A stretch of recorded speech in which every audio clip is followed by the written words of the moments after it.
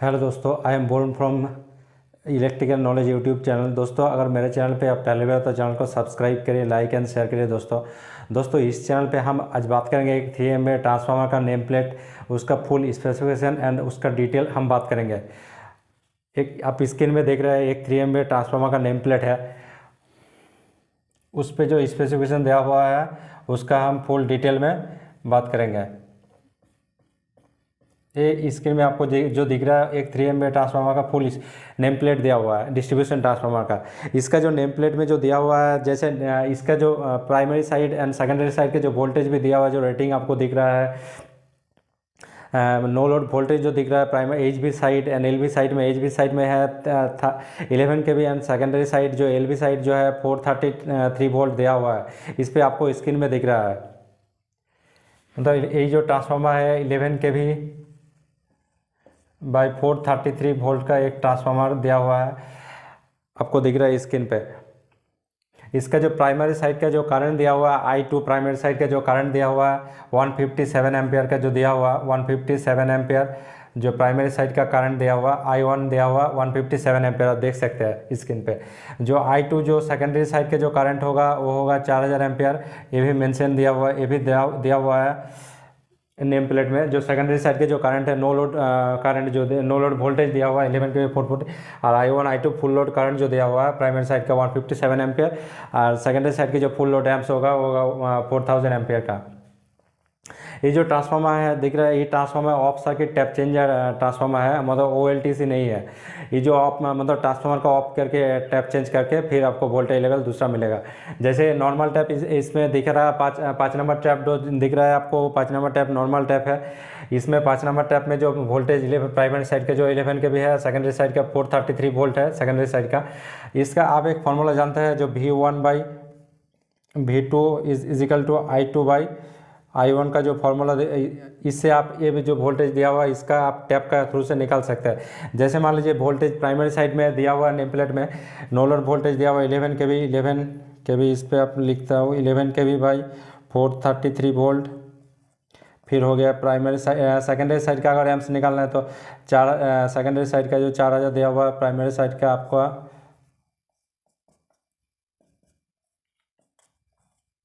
I1 157 का आएगा। ये फार्मूला यूज़ करके आप कोई भी टैप का निकाल सकते हैं। जैसे मान लीजिए 5 नंबर टैप नॉर्मल हो गया आपका, आपको वोल्टेज अगर फ्लक्चुएट हो रहा तो उस टाइम आप टैप 12 के वोल्टेज को इक्वल कर सकते हैं, 11 kV का बराबर कर सकते हैं। जैसे मान लीजिए अगर वोल्टेज लोअर मतलब अंडर वोल्टेज में रहेगा तो उस टाइम आप टैप 12 करके 11 kV जगह पे आप 11 kV कर सकते हैं, मतलब स्टेबल कर सकते हैं वोल्टेज को। उस टाइम अगर आपको कैलकुलेट करके निकालना तो ये फार्मूला से आप निकाल सकते हैं। उसमें जो टैपिंग का दिया हुआ है, सबसे पहला ये हो गया रेटिंग वोल्टेज लेवल का।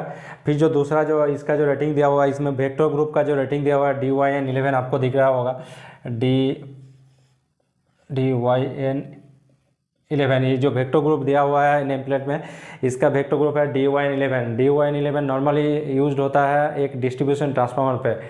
अब इसका मीनिंग हो गया DYN11 का मतलब हो गया, एक स्केच बना लेता है।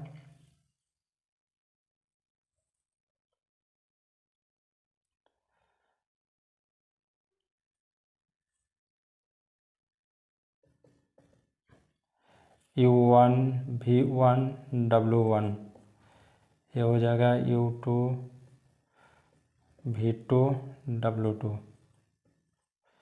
ये जो एंगल है 30 डिग्री का, इसका मतलब ये हो गया जो प्राइमरी सेकेंडरी जो करंट रहता है, सेकेंडरी साइड का जो करंट रहता है वो प्राइमरी करंट से 30 डिग्री लीड करेगा। इसका मतलब ये हो गया DYN11 का मतलब ये हो गया। जो D मतलब डेल्टा हो गया, जो प्राइमरी साइड जो है डेल्टा में कनेक्शन है, प्राइमरी वाइंडिंग जो है वो डेल्टा में कनेक्शन है।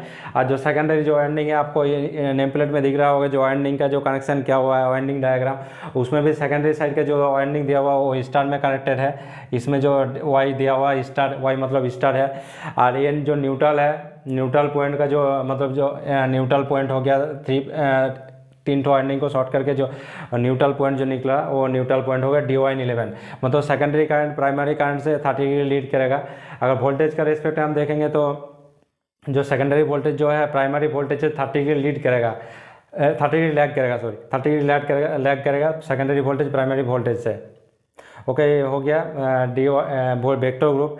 फिर जो इसका जो एम्बिएंट टेम्परेचर दिया हुआ है, एम्बिएंट टेम्परेचर जो दिया हुआ है 50 डिग्री सेल्सियस का एम्बिएंट टेम्परेचर दिया हुआ 50 डिग्री सेल्सियस, मतलब ट्रांसफार्मर जो काम करेगा, जो एम्बिएंट टेम्परेचर रहेगा उसका 50 डिग्री सेल्सियस तक रहेगा, ये ट्रांसफार्मर काम करेगा।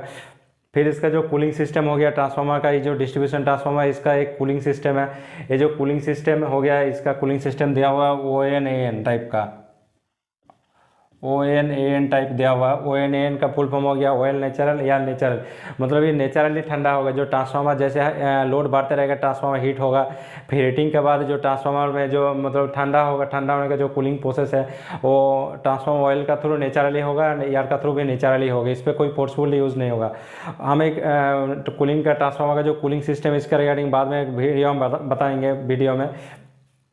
अभी हो गया ये ONAN ट्रांसफार्मर का कूलिंग सिस्टम दिया हुआ है। फिर जो इसका जो ट्रांसफार्मर का जो IS स्टैंडर्ड दिया हुआ है, आप देखिएगा जो IS दिया हुआ है नेम प्लेट में वो है 2026 IS स्टैंडर्ड दिया हुआ है। ट्रांसफार्मर का जो IS स्टैंडर्ड है 2026, इसका मतलब हो गया इंडियन स्टैंडर्ड 2026। इसको मेंटेन करके जितना भी ट्रांसफार्मर मैन्युफैक्चरिंग होता है उसका जो टेस्टिंग हो गया, फिर जो इक्विपमेंट साइज सारा चीज़ इसका हिसाब से होता है, इसका अप्रूवल मतलब इसका हिसाब से सारा चीज़ आपका मेंशन, जैसे एम्बिएंट टेम्परेचर हो गया, फिर जो 11 kV का कितना रेटिंग का, ये जो 11 kV 433 वोल्टेज का जो ट्रांसफार्मर है ये भी इससे लिया है। मतलब ऐसा नहीं है जो 2 kV बाई 433 वोल्ट का ट्रांसफार्मर, ऐसा तो होगा नहीं, क्योंकि इंडियन स्टैंडर्ड है नहीं, वो इंडियन स्टैंडर्ड के हिसाब से होता है। ओके, फिर जो नेम प्लेट में और एक चीज़ जो दिया हुआ है, जो ये जो न्यूट्रल जो हम बात किया न्यूट्रल है, और न्यूट्रल सिटी भी दिया हुआ है। जो न्यूट्रल सिटी जो दिया हुआ है 5000 बाई 5000 एम्प्स का न्यूट्रल जो सिटी दिया हुआ है NCT।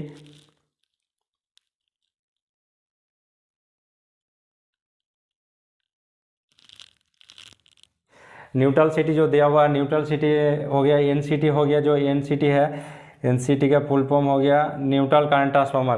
ये न्यूट्रल करंट ट्रांसफार्मर जो दिया हुआ है, ये जो न्यूट्रल साइड में जो करंट फ्लो है उसको मेजर करने के लिए न्यूट्रल करंट ट्रांसफार्मर दिया हुआ है। इसका रेटिंग दिया हुआ है 5000 ampere, 5000 by 1 ampere, 5000 by 1 ampere का दिया हुआ है। एक न्यूट्रल ट्रांसफार्मर ये 15 VA का है, 5P10 इसका क्लास है, जो प्रोटेक्शन क्लास है ये 5P10 है न्यूट्रल ट्रांसफार्मर का। ये जो न्यूट्रल साइड में करंट फ्लो करेगा, ये प्रोटेक्शन के लिए यूज़ होता है, नॉर्मली अर्थ फॉल्ट वो सब के लिए यूज़ होता है, रेस्ट्रिक्टेड अर्थ फॉल्ट के लिए भी ये यूज़ होता है, वो हम बाद में एक वीडियो में डिस्कस करेंगे प्रोटेक्शन का रिगार्डिंग। ओके,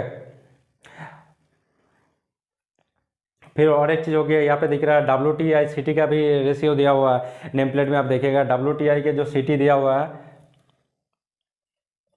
WTI CT मतलब वाइंडिंग टेम्परेचर इंडिकेटर, मतलब वाइंडिंग जो मतलब जैसे ट्रांसफार्मर लोड पे चलेगा तो वाइंडिंग हीटिंग होते रहेगा, तो हीटिंग के कारण फिर एक मतलब जो ट्रांसफार्मर है कूलिंग भी करना है। जो टेम्परेचर आप देख सकते हैं कितना टेम्परेचर में जा रहा है, वाइंडिंग का टेम्परेचर ऑयल टेम्परेचर भी दिखता है। तो वाइंडिंग टेम्परेचर के लिए एक CT यूज़ होता है, वो CT का जो करंट फ्लो होगा उसके हिसाब से वो मेज़र करता है जो कितना टेम्परेचर है। वो दिया हुआ 4005 एम्पियर बाई 4005 बाई 5 एम्पियर का दिया हुआ। वाइंडिंग WTI का जो CT दिया हुआ वो भी 15 VA का है, वो 15 VA का है। जो वाइंडिंग टेम्परेचर इंडिकेटर का जो CT लगा हुआ है 15 VA का है, 4005 एम्पियर बाई 5 एम्पियर का। तो दोस्तों